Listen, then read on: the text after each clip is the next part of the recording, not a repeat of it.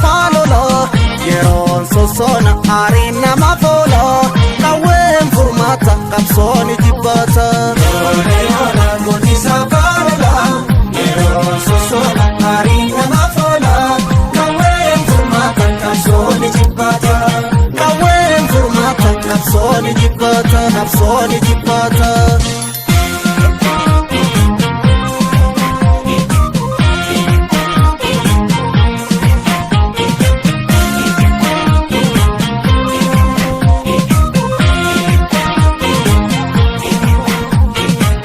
Mortu kuteen maal godha boruun dhaabetti duutee kufaatiin kennuulu dhiiga lolaasaa barcuma feetu gubaarra saasaa hojiicha seetu taankiin nu fixxanii baankiin nu bittanii taankiin nu fixxanii baankiin nu bittanii.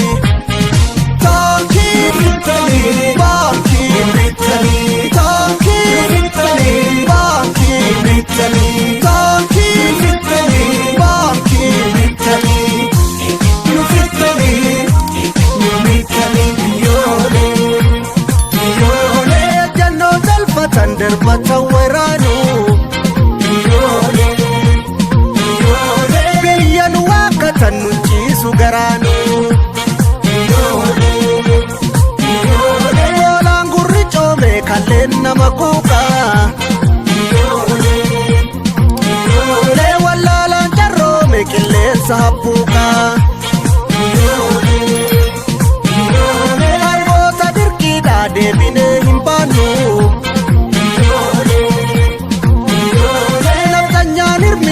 waliin injiraannu horre kuno dooma hundaaf keessa goonni qarru malee dooma wabiin taatu lugni cimii iddoo laafoo silmiitu ciniina falmi jabaayina fuulamii ibichina taakkii bitanii baankii bitanii taakkii bitanii baankii bitanii taakkii bitanii baankii bitanii.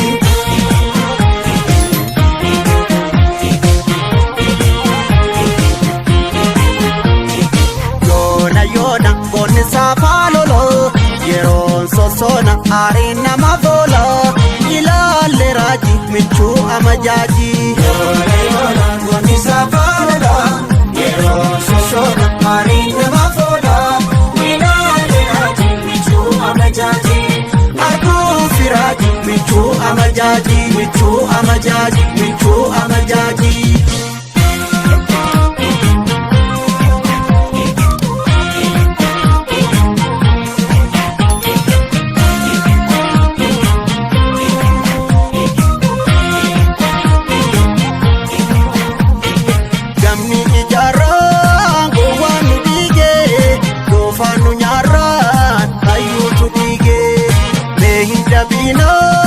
Yoomuu dhageessu waaroo salphinaa uffatanii teessu taankiin nu fixxanii baankiin nu bittanii taankiin nu fixxanii baankiin nu bittanii taankiin bitanii baankiin bitanii taankiin bitanii baankiin bitanii taankiin bitanii baankiin bitanii.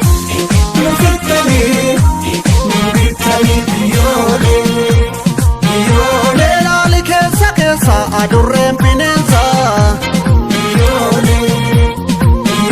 deemtuun albaadessa kanaaf nu madeessa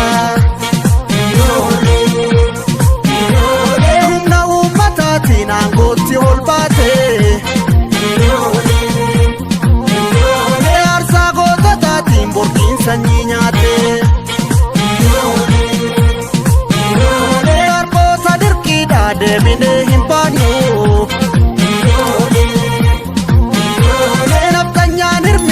Waliin injiraannu sumaanadha baasuuf siraaso jaweessoo gadhee garaarraa soofnu nyaatani keessoo falmi ishoo